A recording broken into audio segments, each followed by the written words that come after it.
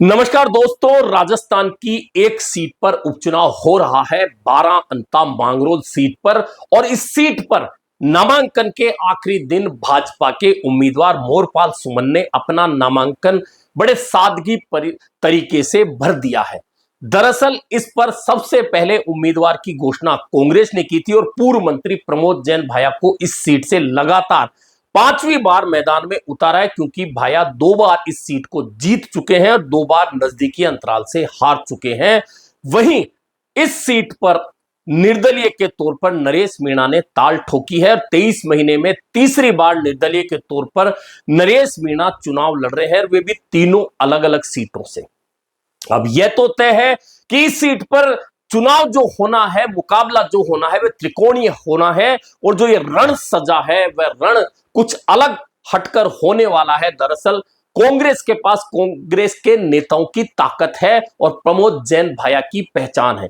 भाजपा के पास में मोरपाल सुमन चूंकि 12 के प्रधान है, ऐसे में उनकी पहचान है और पार्टी की ताकत है। लेकिन नरेश मीणा की ताकत क्या है? नरेश मीणा की ताकत उनकी युवाओं की टीम है। और सबसे बड़ी बात यह है कि अब इस त्रिकोणीय मुकाबले में नरेश मीणा को यह साबित करना है कि जिस तरह से छबड़ा और उसके बाद में देवली उनियारा से उन्होंने उपचुनाव लड़कर ताकत दिखाई थी, वैसी ही ताकत 12 अंता मांगरोल सीट पर भी उनके साथ जुटेगी। अगर यह विश्वास लोगों में जता पाए, लोगों ने यह विश्वास जताया कि नरेश मीणा हां टक्कर में आ सकता है, त्रिकोणीय संघर्ष बना सकता है, अगर ऐसा हुआ तो जो फ्लोटिंग वोट होता है वह उनकी तरफ आ सकता है। लेकिन इससे पहले उन्हें खुद के समाज यानी कि मीणा समाज, दरअसल कांग्रेस और भाजपा के पास में एक फिक्स वोट होता है जो पार्टियों को हमेशा आता है, वह वोट उनके झोली में होता है। उसके अलावा फ्लोटिंग वोट पार्टियां अपनी तरफ करके चुनाव जीत जाती हैं। लेकिन निर्दलीय अगर कोई होता है तो उसका बेस खुद की जाति होती है। ऐसे में नरेश मीणा चूंकि एसटी वर्ग से आते हैं, ऐसे में उन्हें सबसे पहले अपनी जाति वर्ग को यह विश्वास दिलाना होगा कि हां वे टक्कर दे रहे हैं दोनों पार्टियों को। अगर यह विश्वास दिलाने में वे सफल रहे तो जाति तो साथ आएगी, उसके बाद वह जाति माहौल बनाती है। माहौल अगर बनता है तो फ्लोटिंग वोट बहुत सारी स्थितियों में उस उम्मीदवार के पक्ष में चला जाता है। लेकिन अगर खुद की जाति वर्ग को यह विश्वास नहीं हो कि हमारा उम्मीदवार जीतने की स्थिति में नहीं है, तो फिर वह जातियां पार्टियों में बढ़ जाती है। अगर पार्टियों में वह बढ़ जाती है तो फिर निर्दलीय के साथ में एक कमजोर कड़ी हो जाती है। अब ये तीनों का जो मुकाबला होने वाला है, त्रिकोणीय जो संघर्ष होने वाला है, उसमें प्रमोद जैन भाया पर आरोप कितने ही लगाए जाएं, लेकिन पांचवा चुनाव उनका इस विधानसभा क्षेत्र से है, जब परिसीमन होने के बाद में। और पांचों चुनाव में से 2 जो जीत प्रमोद जैन भाया की हुई है वे अच्छे अंतराल से हुई है, और जो 2 हार हुई है वो बहुत नजदीकी अंतराल से हुई है। यह उनका पक्ष है। और उन पर कितने भी आरोप लगाए जाएं, लेकिन अगर 12 की जनता से बात की जाती है, जिले की जनता से बात की जाती है, तो 12 जिले में पीडब्ल्यूडी मंत्री रहते हुए जो भी काम प्रमोद जैन भाया ने करवाए हैं, उनकी चर्चा लोगों की जुबान पर है। इसके अलावा वहां जो सामाजिक कार्यों में बढ़ चढ़कर प्रमोद जैन भाया की हिस्सेदारी है, कहीं ना कहीं लोगों का जुड़ाव प्रमोद जैन भाया से इस वजह से भी है। अब जहां तक भाजपा की बात करें तो भाजपा ने प्रभुलाल सैनी की बजाय माली समाज के स्थानीय प्रत्याशी जो प्रधान है 12 के मोरपाल सुमन पर दांव खेला है। लेकिन यहां समस्या भाजपा के साथ एक ही है कि क्या मोरपाल सुमन पूर्व मुख्यमंत्री वसुंधरा राजे के खेमे के हैं। अभी तक जो चर्चाएं हैं, उन चर्चाओं में मोरपाल सुमन पर ओम बिरला का आशीर्वाद बताया जाता है। अगर यह बात वसुंधरा राजे समर्थकों के दिलो दिमाग में आ गई तो फिर मोरपाल सुमन के लिए परेशानियां खड़ी हो जाएंगी। और अब तक क्योंकि पहले यहां उम्मीदवार घोषित करने में भाजपा की देरी, और उसमें भी संदेश यह गया था कि पूर्व मुख्यमंत्री वसुंधरा राजे ने भाजपा को स्पष्ट कह दिया है कि मैं किसी उम्मीदवार का नाम नहीं बता रही, जो पार्टी तय करेगी वही पार्टी का उम्मीदवार होगा, मैं सिर्फ उसका प्रचार करूंगी। यह संदेश बहुत बड़ी बात है। और ठीक उम्मीदवार की घोषणा से पहले वसुंधरा राजे का एक बयान आया था जिसमें उन्होंने कहा था कि मुख्यमंत्री और प्रदेश अध्यक्ष ही उम्मीदवार घोषित करेंगे, और यह बात कहने का मतलब है कि मेरी भूमिका उम्मीदवार तय करने में नहीं है। इस बात की चर्चा इस उपचुनाव में पहले दिन से शुरू हो गई है, जो भाजपा के लिए आगे चलकर बड़ी परेशानी का कारण बन सकती है। अब तीसरा फैक्टर नरेश मीणा। नरेश मीणा की बात की जाए तो नरेश मीणा के साथ में मीणा समाज क्या एकजुट होकर आएगा? एसटी का अन्य जो समाज वर्ग है वह एकजुट होकर आएगा। दरअसल अभी जो चर्चा है वह यह है कि कंवर लाल मीणा जो कि यहां से विधायक थे, उन्हें सजा की घोषणा हुई और सुप्रीम कोर्ट तक जब उन्हें माफी नहीं मिली तो राज्यपाल के यहां उन्होंने अपील की, लेकिन राज्य सरकार की भूमिका उस मामले में बहुत धीमी रही। ऐसे में कंवरलाल मीणा की विधानसभा की सदस्यता चली गई, जबकि पूर्व मुख्यमंत्री वसुंधरा राजे ने उन्हें बचाने का पूरा प्रयास किया था। यह संदेश अब 12 में है। 12 में एसटी वर्ग में इस बात की चर्चा है, और चर्चा है तो यह तय है कि मीणा समाज भाजपा से नाराज तो नजर आता है, लेकिन यह नाराजगी क्या एकजुट होकर नरेश मीणा के पक्ष में जाएगी? सबसे महत्वपूर्ण बात यह है, क्योंकि एसटी का जो वोट है अगर किसी पार्टी के साथ नहीं जाता, खास तौर पर भाजपा के साथ, क्योंकि पिछली बार इसलिए वह वोट भाजपा के साथ गया था क्योंकि कंवरलाल मीणा के पास ना सिर्फ भाजपा का टिकट था बल्कि उसी वर्ग के वे उम्मीदवार थे। ऐसे में एसटी का 90% वोट कंवरलाल मीणा के पक्ष में गया था।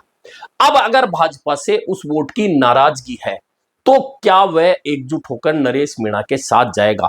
और अगर उसमें से बंटवारा हुआ तो निश्चित मानिए कि उसका अधिकांश हिस्सा फिर प्रमोद जैन भाया यानी कांग्रेस की ओर मूव करेगा, क्योंकि राजस्थान में एसटी का वोटर कांग्रेस के साथ ज्यादातर मामलों में खड़ा दिखा है, और चूंकि अब 2 साल की भाजपा सरकार के खिलाफ एंटी इनकम्बेंसी की चर्चा भी कहीं ना कहीं होगी। लेकिन जो बात मैंने कही कि एंटी इनकम्बेंसी से भी ज्यादा महत्वपूर्ण बात यह है कि पूर्व मुख्यमंत्री वसुंधरा राजे का यह गृह क्षेत्र है, यह कर्म क्षेत्र है। पहले वे सांसद थी, अब उनके बेटे सांसद है, यहां से वे 2 बार मुख्यमंत्री बन चुकी हैं इस लोकसभा सीट के एक विधानसभा से जीतकर। ऐसे में सबसे महत्वपूर्ण भूमिका जो रहनी है भाजपा के लिए वह पूर्व मुख्यमंत्री वसुंधरा राजे की रहनी है। अब वसुंधरा राजे के समर्थक अगर पूरे दिल से भाजपा के साथ नहीं जुड़ते हैं, एक होता है चुनाव में दिखावा, जो लगता तो ऐसा है कि पार्टी के साथ वे नेता खड़े हैं, लेकिन आंतरिक तौर पर अगर वे नेता पार्टी के साथ खड़े नहीं होते तो फिर वोटरों के साथ में सीधा संपर्क नहीं करते और उसका मैसेज जाता है। मैसेज अगर राजनीति में एक बार चला जाता है तो उसका नुकसान उस पार्टी को होता है। ऐसे में पूर्व मुख्यमंत्री वसुंधरा राजे की भूमिका इस उपचुनाव में सबसे महत्वपूर्ण रहने वाली है भाजपा के लिए। अब इस त्रिकोणीय संघर्ष में नरेश मीणा ने छबड़ा में चुनाव लड़ा 2023 आम चुनाव, और वही युवाओं की ताकत के साथ में कांग्रेस के उम्मीदवार को हरा दिया, यानी कि एसटी का वोटर नरेश मीणा के साथ गया तो कांग्रेस की हार हुई। देवली उनियारा में उपचुनाव लड़ा, लेकिन परिस्थितियां छबड़ा से अलग थी देवली उनियारा में, और परिस्थितियां इसलिए अलग थी क्योंकि कांग्रेस ने जिसे उम्मीदवार बनाया वह सीधा भाजपा से आया था। कांग्रेस का कैडर जो था उसके साथ नहीं लग पाया, और उसका लाभ कहीं ना कहीं नरेश मीणा को मिला, और नरेश मीणा जीतता हुआ नजर आया तो फ्लोटिंग वोट भी नरेश मीणा के साथ चला गया। लेकिन जैसा कि मैंने पहले भी बताया कि जातिगत समीकरणों की बात करें तो सर्वाधिक जाति है माली, और माली मोरपाल सुमन के साथ ज्यादा होंगे क्योंकि भाजपा का टिकट होने के साथ में समाज के नेता भी हैं। सामान्य वर्ग की बात करें तो वह प्रमोद जैन भाया के साथ अधिकांश हिस्सा जाएगा। अब महत्वपूर्ण भूमिका जो होने वाली है वह अनुसूचित जाति और मुस्लिम मतदाताओं की होनी है।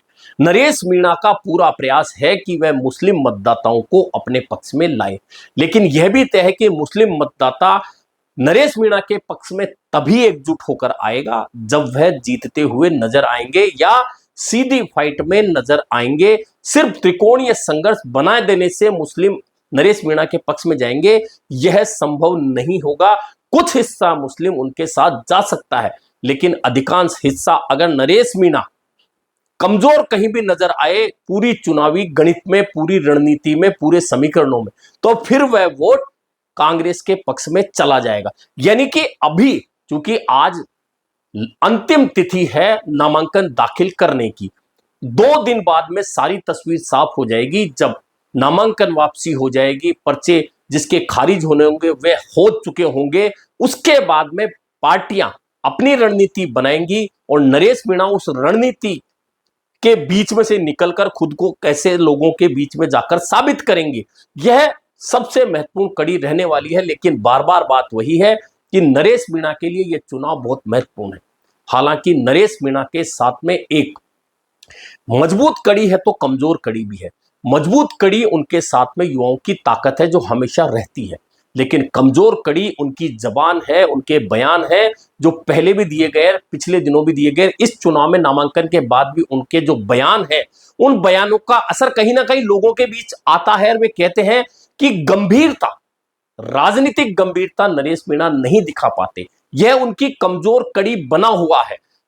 अगर नरेश मीणा राजनीतिक रूप से गंभीरता दिखाने में लोगों के बीच में सफल हुए तो तय मानिए उसका फायदा उन्हें इस चुनाव में नहीं, आगे भी राजनीतिक रूप से हर जगह होगा। लेकिन फिलहाल अभी जो 3 चुनाव हुए हैं उसके 7-23 महीने का जो घटनाक्रम है उसमें नरेश मीणा का मजबूत पक्ष, भले ही उनके साथ भीड़ है, युवा है, लेकिन उनकी कमजोर कड़ी उनके बयान बन जाते हैं और यही बयान उनके लिए फिर राजनीति में घाटे का सौदा साबित होते हैं। ऐसे में इस त्रिकोणीय संघर्ष में नरेश मीणा को वोटों को अपनी ओर खींचने के साथ में खुद को एक राजनीतिक गंभीर व्यक्ति के रूप में भी पेश करना जरूरी है।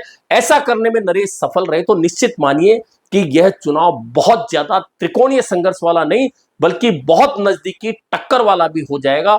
लेकिन इसके लिए जरूरी है कि नरेश मीणा राजनीतिक रूप से गंभीरता दिखाएं, अपने बयानों में गंभीरता दिखाएं और उनकी जो युवा टीम है, जो ताकत है, उसके साथ में गंभीर चेहरे भी नरेश मीणा के साथ नजर आए। अन्यथा अगर इस चुनाव में प्रतिकूल परिणाम नरेश मीणा के लिए आया तो आगे की राहें उनके लिए बहुत ज्यादा कठिन होने वाली है। अभी के लिए इतना ही, फिर मिलेंगे नए मुद्दे पर चर्चा के साथ।